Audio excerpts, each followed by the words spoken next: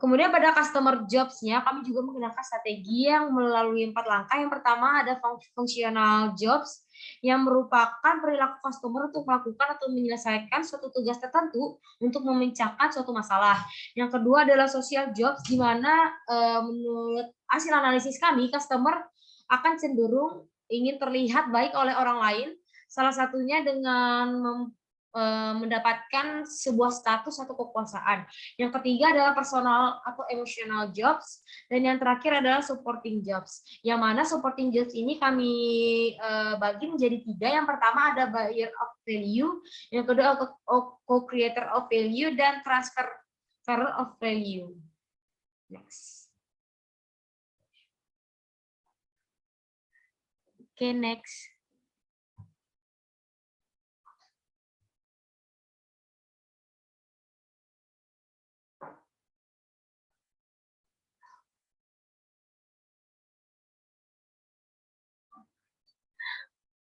Oke, dengan begitu kami simpulkan job konteks yang mana berdasarkan target yang ada dapat diketahui customer cenderung menggunakan media online sebagai sarana pembelian baju. Selain itu, mereka juga akan mementingkan nilai dari pakaian dengan harga yang lebih murah dan tetap berkualitas. Next.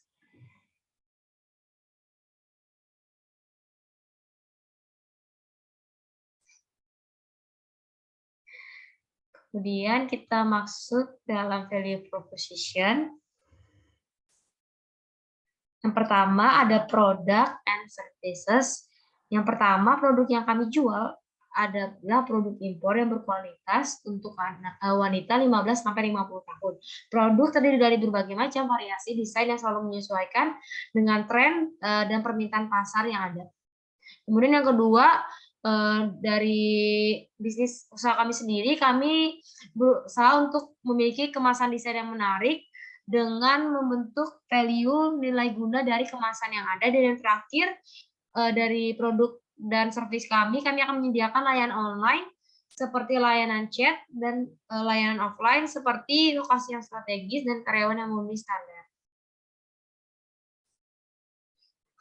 Untuk gen creators-nya sendiri, kami akan memberikan beberapa rekomendasi pilihan pakaian dikategorikan dalam beberapa golongan dalam website yang akan mempermudah untuk memilih pakaian. Hal itu dilakukan untuk mempermudah, efektif, dan efisien. Kami juga memberikan harga yang pas bagi kalangan menengah ke bawah yang tetap memiliki kualitas yang bagus. Dan selain itu, kami juga memberikan tawaran melalui diskon atau promo yang khusus diberikan pada hari-hari tertentu. Kemudian produk yang bagus dan berkualitas, kami juga akan memberikan layanan yang memberikan kepuasan yang baik kepada customer. Kami akan berusaha untuk merespon setiap customer dengan baik agar customer merasa senang. Dan yang terakhir, pain relievers. Dalam mengobati rasa luka yang dirasakan pelanggan, maka kami akan melakukan beberapa strategi dalam usaha bisnis kami sendiri. Berdasarkan pain yang sebelumnya saya katakan, bahwa kami akan berusaha menjual produk yang lulus uji kelayakan berdasarkan standar dari usaha kami sendiri. Kemudian kami juga menciptakan penjualan online dan layanan antar bagi customer yang takut, khususnya bagi keluar rumah atau memiliki kegiatan, sehingga membuat customer merasa lebih efektif dan efisien serta mudah diaplikasikan. Kemudian fit.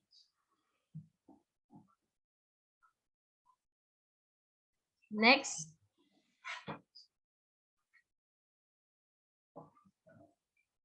Dari hasil fit sendiri, kami menyimpulkan bahwa masyarakat cenderung akan memilih produk dengan harga yang lebih murah dengan kualitas yang lebih baik. Kemudian melalui perkembangan zaman akan membuat perilaku customer yang berubah, lebih menyukai pembelian online karena lebih menghemat waktu dan tenaga. Kemudian kami juga akan menyediakan transaksi online melalui website, di mana akan lebih mempermudah customer yang ada. Selain itu, kecemasan customer akan layanan, kami akan memberikan layanan yang lebih baik. Salah satunya kami akan mengadakan pelatihan khususnya setiap 3 bulan sekali, agar setiap karyawan kami memberikan pelayanan yang maksimal. Kemudian kami juga akan terus meningkatkan manajemen dari usaha bisnis kami, khususnya manajemen dari internal bisnis kami, supaya tetap bertahan dan berkelanjut untuk kedepannya. Next. Selanjutnya kita akan membahas SWOT atau Strength, Weakness, Opportunities, dan Risk dari bisnis thrifting kami. Yang pertama kita akan membahas dari kekuatan atau strength produk kami. Nah, berdasarkan dari evaluasi bisnis model kami, yaitu membuat sebuah bisnis thrifting, kekuatan atau keunggulan dari produk kami yang pertama itu pastinya ingin memenuhi kebutuhan pokok masyarakat dalam bidang fashion atau busana yang sangat mudah untuk mereka akses. Karena seperti yang kita ketahui bahwa apalagi di saat pandemi seperti sekarang, sangat sulit untuk memenuhi kebutuhan hidup. Nah, maka kami di sini membantu konsumen kami untuk memenuhi kebutuhan mereka. Keunggulan yang kedua adalah kami menjual baju bekas yang didatangkan dari luar negeri dan memiliki koneksi jaringan kerjasama dengan negara asing yang cukup banyak. Nah, walaupun kami ini mengambil stok dari barang luar negeri, harga jual kami ke konsumen bisa dikatakan sangat terjangkau dengan kualitas yang cukup layak pakai. Nah, selain itu, dari segi penjualan online, kami menampilkan desain website yang menarik dan terupdate. Nah, sehingga konsumen kami ini bisa dengan mudah untuk mencari tahu update terbaru tentang produk kami itu bagaimana sih. Nah, walau website kami yang menarik dan pastinya tertarik untuk menarik perhatian konsumen untuk membeli karena tampilan dari website kami ini berbeda dibandingkan dengan kompetitor lainnya. Nah, seperti yang dikatakan tadi, kami juga membuka layanan secara online dengan tujuan mempermudah untuk menjangkau konsumen yang berada di luar pulau agar tetap bisa terkoneksi dan membeli produk kami dengan mudah. Selanjutnya kita membahas dari kelemahan bisnis kami. Jika ada kelebihan maka ada kekurangan pastinya. Nah, di produk kami ini kekurangan yang paling umum dijumpai yaitu kondisi barang yang sudah kumal dan tidak seindah barang baru. Nah, karena kita ketahui bahwa baju thrifting ini adalah baju bekas, pastinya banyak minus ataupun banyak kekurangan dari baju-baju yang kami jual. Nah, terutama kita tuh mengambil barang yang dijual dari luar negeri. Pastinya akan ada kesusahan bagi kita untuk mengontrol barang kami yang sudah sampai atau belum sampai. Dan juga memakan waktu yang cukup lama untuk merestock barangnya. Nah, karena kami ini langsung datangkan dari luar negeri yang dimana proses pendistribusiannya ini sangat jatuh ke tangan kami ini memakan waktu yang cukup lama. Dan biaya pajak yang cukup mahal.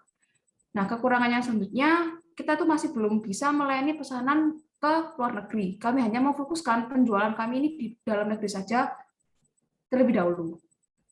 Dan juga proses pengiriman barang ke luar negeri itu cukup rumit, membuat kami merasa tidak sanggup untuk melayaninya.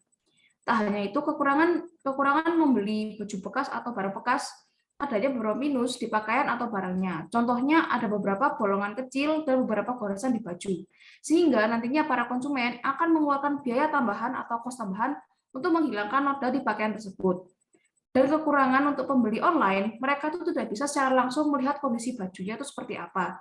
Dan sehingga mereka tuh harus siap dengan ketidaksamaan gambar antara gambar ataupun realita. Nah, mulai dari bahan dan kondisi pun yang minus. Tentunya ada opportunities atau peluang. Nah, walaupun produk kami ini memiliki kekurangan dan kelebihan, tak menutup kemungkinan bahwa produk kami ini bisa berkembang. Salah satu cara kami untuk membuka peluang agar produk kami ini bisa berkembang, yaitu kami mengeluarkan beberapa pilihan atau opsi kategori barang sesuai kebutuhan konsumen. Nah, kami ini menyeleksi berdasarkan style, warna, dan sebagainya. Tujuannya agar mempermudah konsumen kami dalam mencari baju atau barang sesuai kebutuhan mereka. Begitu juga dengan produk kami yang ada di website. Di website kami juga akan mengkategorikan agar konsumen online kami ini mudah dalam mencari baju atau barang yang mereka beli. Sehingga terlihat lebih tertata yang ada di etalase toko kami maupun di website kami. Seperti yang sudah dijelaskan, bahwa kami akan membuka toko online juga dengan bertujuan memudahkan konsumen untuk membeli produk kami dengan mudah. Sehingga bisa dikatakan, jika jangkauan kami bisa meluas, maka peluang untuk menghasilkan laba dan konsumen juga akan besar dan luas juga. Kami juga akan mendirikan toko atau outlet pastinya, dan juga memperhatikan lokasi. Mengapa? Karena dengan kita memilih lokasi atau toko yang strategis, maka banyak pembeli yang akan mampir ke toko kami, di mana lokasi itu banyak dilewati atau dikunjungi orang-orang. Nah, maka peluang itulah yang kita akan cari, di mana toko kami banyak dilirik, dan peluang untuk masuknya konsumen ke toko kami itu lebih besar lagi. Yang terakhir ada threats atau ancaman terhadap produk kami. Nah, ancaman yang kami akan hadapi pastinya dengan berbagai kompetitor yang menjual barang serupa dengan produk kami. Nah, telah kita ketahui belakangan ini banyak sekali dijumpai berbagai toko atau gerai yang menjual baju bekas dengan kualitas oke dengan harga pas. Maka tak heran hal ini bisa dikategorikan sebagai ancaman bagi usaha kami. Nah, ancaman berikutnya adalah kesadaran masyarakat terhadap dampak buruk untuk membeli baju bekas. Mungkin dari beberapa kalangan yang membutuhkan baju dengan budget pas-pasan akan sangat tertarik untuk membeli baju thrifting ini. Namun, bila mereka yang berkecukupan dan sadar bila tindakan membeli baju barang bekas ini merupakan tindakan yang membuang-buang waktu dan tidak layak nah maka sangat menjadi ancaman bagi kita. Karena seperti yang kita ketahui, bila kita membeli baju atau barang bekas, maka ada noda minus atau baju yang kurang layak pakai. Maka akan sangat menyusahkan pembeli bila harus memperbaiki atau membersihkan noda-noda yang ada di baju yang mereka beli.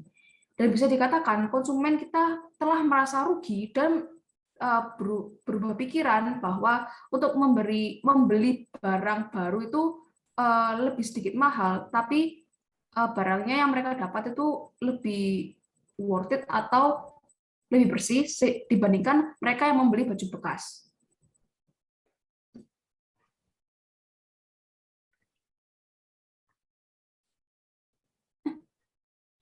Selanjutnya kita akan membahas bisnis environment dari bisnis kami. Yang pertama ada market forces.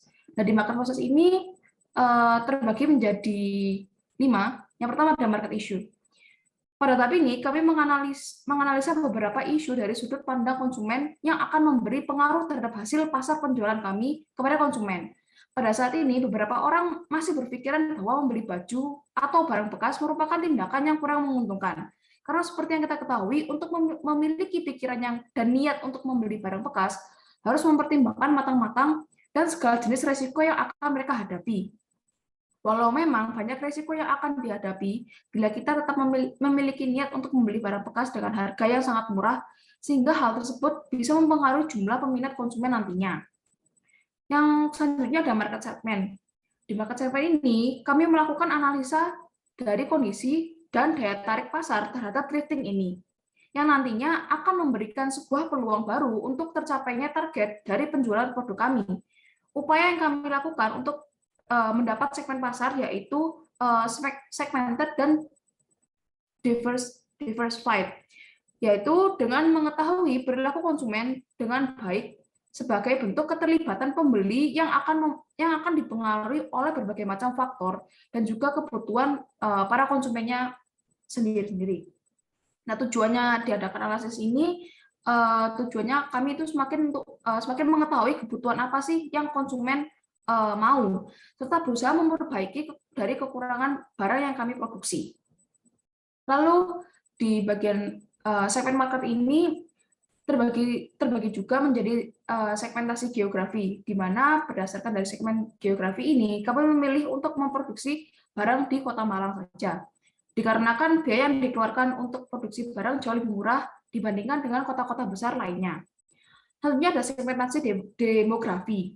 Nah, di segmentasi demografi ini, usaha thrifting baju kami ini ditargetkan pada usia 17 usia remaja hingga 45 tahun ke atas dan tidak memandang latar belakang pendidikan maupun pendapatan menengah bawah dan menengah ke atas. Nah, mereka itu semuanya layak untuk membeli dan berbelanja di toko kami. Namun, kami memang mengutamakan bagi mereka yang memiliki pendapatan menengah ke bawah, karena harga baju bekas kami cukup tergolong murah sehingga mereka yang kalangan menengah ke bawah itu masih bisa memenuhi kebutuhan pokoknya di dalam bidang fashion. Selanjutnya ada segmentasi harga. Di segmentasi harga ini kami variabel yang membuat orang ini cenderung memiliki sifat konsumtif. Usaha thrifting ini akan kami fokuskan pada kalangan menengah ke bawah. Seperti yang sudah dijelaskan di segmentasi demografi tadi, usaha ini memang bertujuan untuk membantu para konsumen untuk memenuhi kebutuhan pokoknya di dalam bidang fashion.